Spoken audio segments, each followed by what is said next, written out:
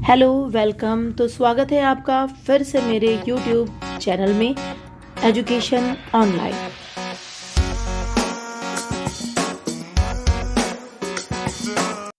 पहले भाग से आगे बढ़ते हैं और जानते हैं कि शारीरिक शिक्षा के विभिन्न उद्देश्य क्या हैं। एच क्लार्क ने जहां उद्देश्यों को 3 भागों में विभाजित किया, वहीं बुक वॉल्टन ने भी 3 उद्देश्य बताए हैं। तो इन उद्देश्यों को हम ध्यान में रखते हुए ये निष्कर्ष निकालते हैं कि शारीरिक शिक्षा के मुख्य उद्देश्य इस प्रकार हैं। पहला उद्देश्य है शारीरिक विकास, फिजिकल डेवलपमेंट। शारीरिक शिक्षा का मुख्य उद्देश्य शारीरिक विकास है। यह हमारे शारीरिक संस्थानों जैसे रक्त संचार, श्वसन संस्थान, स्नायु प्रणाली, मांसपेशी संस्थान और पाचन प्रणाली इत्यादि का विकास करती है। शारीरिक शिक्षा शारीरिक क्रियाओं से संबंधित है और जब हम शारीरिक क्रियाएं करते हैं तो उसका हमारे शरीर पर विभिन्न संस्थानों पर बहुत प्रभाव पड़ता है। इन संस्थानों के आकार, रूप और क्षमता में भी विकास होता है। यदि हमारे संस्थान स्वस्थ होंगे तो हम उचित रूप से कार्य करेंगे। दूसरा है मानसिक विकास, मेंटल डेवलपमेंट। शारीरिक शिक्षा के कार्यक्रमों में कई ऐसी क्रियाएं होनी चाहिए जो मस्तिष्क को जागरूक करे, ध्यानमग्न बनाए और सही मापदंड दे। वास्तव में यह द्विमार्गीय प्रक्रिया है। शारीरिक क्रियाएं मस्तिष्क तेज बनाती हैं और दूसरी तरफ इन क्रियाओं के प्रदर्शन में मस्तिष्क की एकाग्रता जरूरी है। इनमें खेलने के तरीके, नियम, मनोवैज्ञानिक शिक्षा, शरीर रचना, संतुलित आहार, स्वास्थ्य और रोग, व्यक्तिगत स्वास्थ्य इत्यादि आते हैं। इन विभिन्न क्रियाओं में भाग लेकर व्यक्ति निष्कर्ष निकालना सीख जाता है। खेल के दौरान कई प्रकार की स्थितियां आती हैं जिसमें खिलाड़ी अपना स्वयं का स्वतंत्र निर्णय स्थिति अनुसार लेता है। इस तरह उसका मानसिक विकास भी होता है।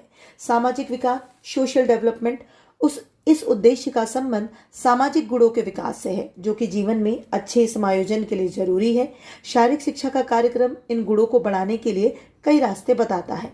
शारीरिक शिक्षा मनुष्य में नेतृत्व के गुणों का भी विकास करती है। शारीरिक क्रियाओं द्वारा भिन्न भिन्न क्षेत्रों के खिलाड़ियों को एक दूसरे के निकट आने का पर्याप्त अवसर मिलता है और वे परिस्थितियों के अनुसार समायोजन भी करते हैं।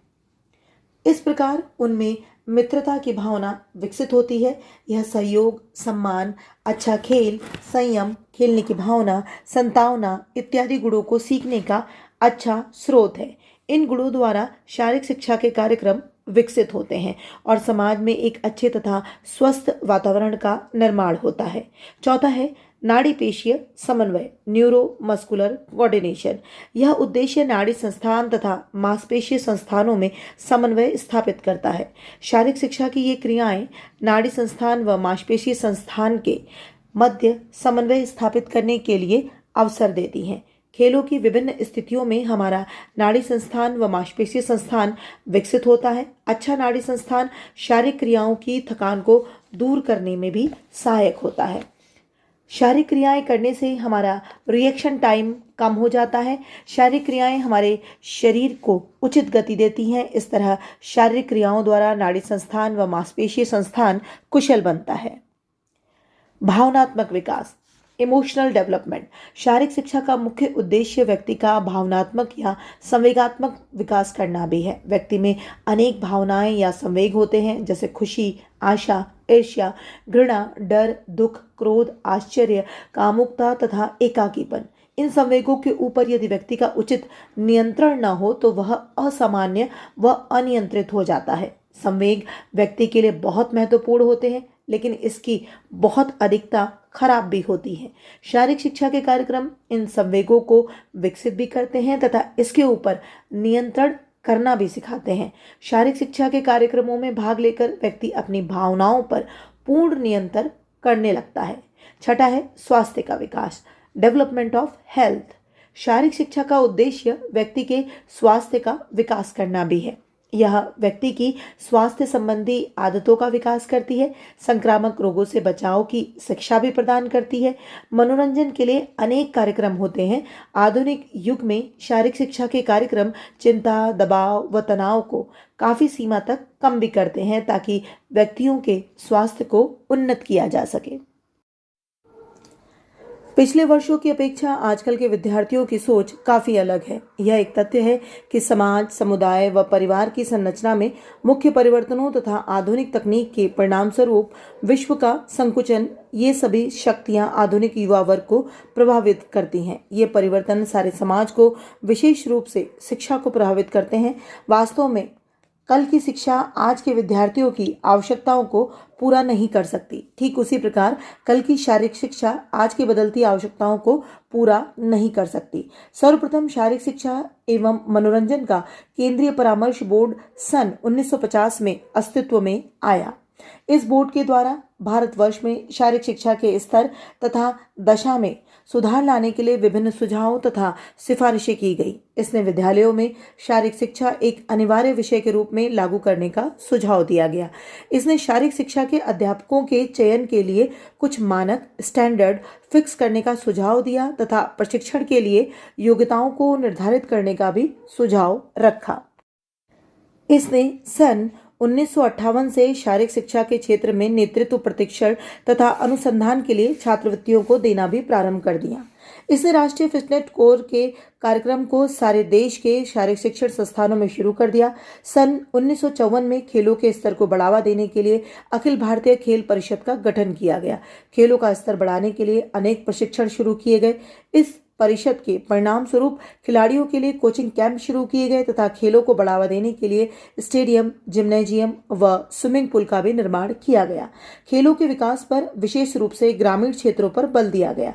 ओलंपिक खेलों में भारत के गिरते प्रदर्शन के परिणाम स्वरूप सन 1958 में एक तदर्थ जांच समिति का गठन भी किया गया। इस समिति ने राष्ट्रीय खेल संस्थान के गठन की सिफारिश की तथा परिणाम स्वरूप भारत सरकार ने मार्च 1961 में NIS की पटियाला में स्थापना की।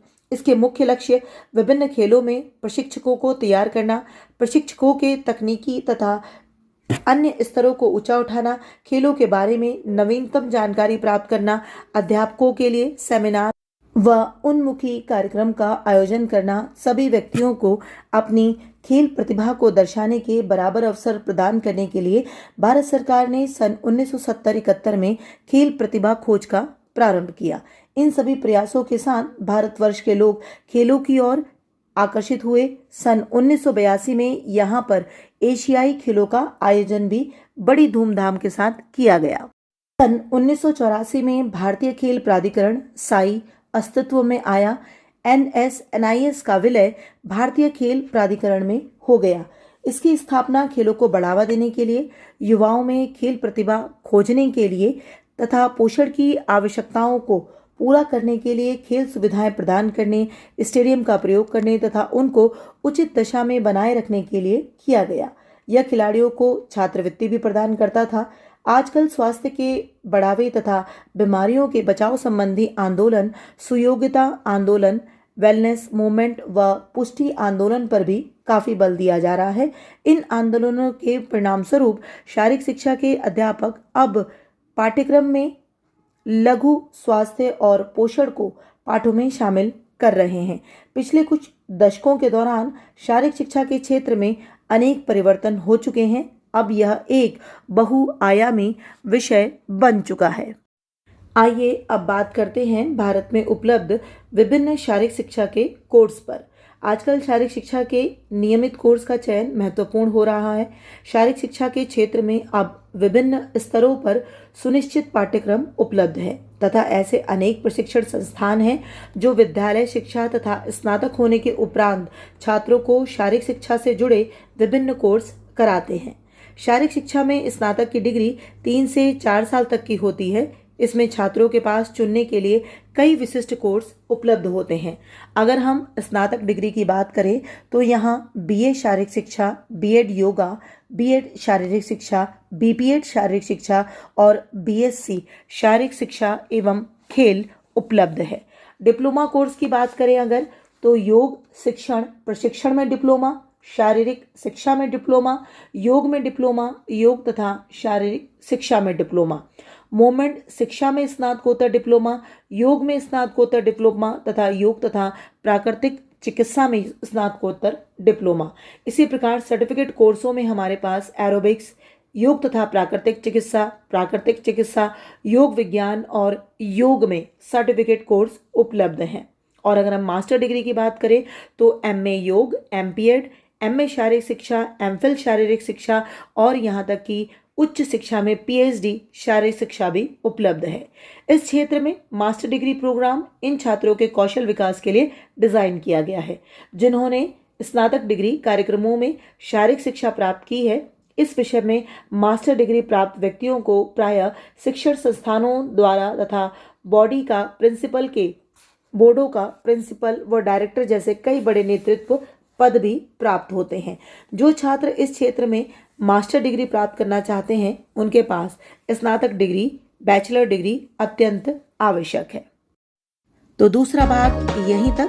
हमारे अगले भाग को देखने के लिए हमारे चैनल को सब्सक्राइब कीजिए। Thanks for watching. Subscribe to my channel and press the bell icon.